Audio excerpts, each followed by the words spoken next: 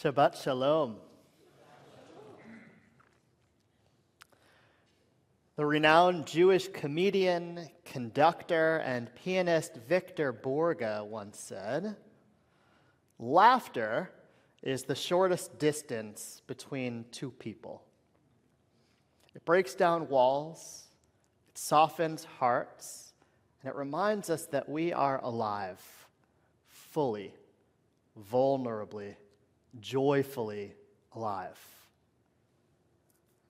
Last week was Shabbat Lech Lecha, when we read of the very first occurrence of laughter in the Bible. At the end of Lech Lecha, we read of God's promise to Sarah that despite her old age, she will become pregnant with a son. Torah tells us Abraham fell flat on his face and laughed, thinking, "Can a child be born to a man of 100? Can 90-year-old Sarah bear a child?" And in this week's Torah portion, Vayera, we learn that Sarah reacted the same way when she heard the news of her miraculous pregnancy. Sarah laughed. Abraham and Sarah's laughter is significant for many reasons, not least of which their son's name is Yitzchak, or Isaac, which comes from the Hebrew verb litzchok, to laugh. The couple's reaction, of course, puzzled our sages of old. How dare Abraham and Sarah laugh at divine prophecy, or at the very gift of parenthood that they had long prayed for? In defense of our ancestors, many commentators over the centuries offered creative explanations to justify their laughter. As the great Rashi spins it, Sarah didn't laugh to herself, but about herself. Just a bit of self-deprecation given her age. One 13th century commentator understood Sarah's laughter to be in her heart and in her mind. You see, she laughed silently and internally, he taught, which is apparently more acceptable than laughing out loud. A third rabbi suggested it was more of a scoff than a laugh. But this rabbi, me, I wonder why it isn't okay for Abraham and Sarah's reaction to simply be laughter. What's so bad about laughing? If you've ever watched a great comedian or an improv performance, you know that laughter is one way an audience expresses gratitude. It's a reply in the dialogue between performer and audience. It's a shared moment of connection. And we like to laugh. As comedian Lynn Harris explains, today, comedy is a national vernacular, a social and cultural force. We communicate in memes. We look to late night to process the news. Good comedy challenges and connects.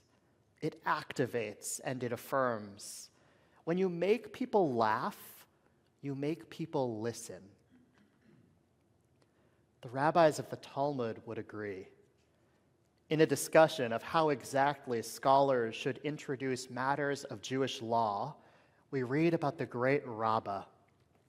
Before he began teaching halakha, or Jewish law, to the sages, he would say something humorous, and the sages would be cheered, thus readying them for the lesson.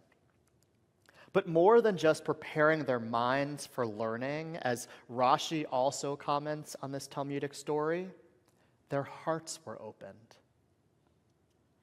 Surely Abraham and Sarah deserve to laugh.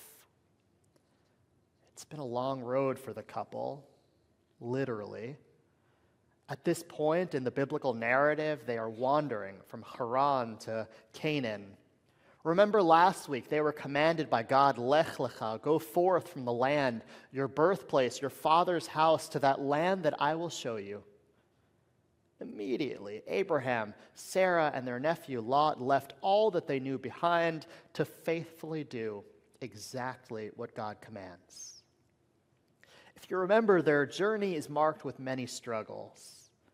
Bitter jealousy and fighting between Sarah and Hagar. The elderly Abraham is asked to circumcise himself as a sign of his commitment to the eternal. And for chapters, Sarah and Abraham pray for the blessing of being parents.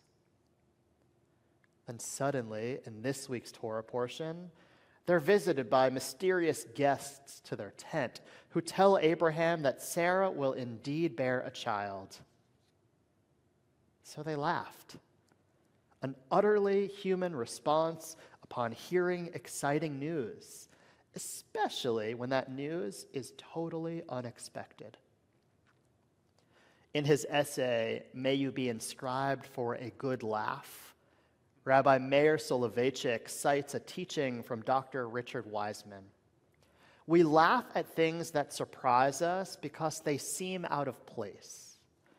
It's funny when clowns wear outrageously large shoes or have especially big noses, or as I might add, Soloveitchik writes, when a 90-year-old woman becomes a matriarch. Unexpected, nonetheless, a major milestone in the life of Sarah and Abraham, as well as our entire people. Surely it is significant that Isaac is named for laughter, because his birth inverted expectations, vindicated Sarah and Abraham's faith, and laid the foundation for a people who would confound those expectations again and again, thereby vindicating this faith throughout the generations. So perhaps this week's Torah portion is teaching us that laughter itself is a form of faith, a spontaneous, embodied trust that joy still has a place in our world. Abraham and Sarah's laughter wasn't disbelief.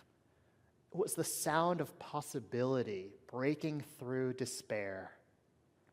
It was the recognition that life can still surprise us, that redemption and repair can come at moments that we least expect. As we welcome this Shabbat, may we all be blessed with a bit more laughter. Laughter that heals, laughter that humbles, that connects us more deeply to one another and to the divine. May it open our hearts as Rashi taught, so that joy can make room for wisdom, for compassion, and for hope. Shabbat Shalom.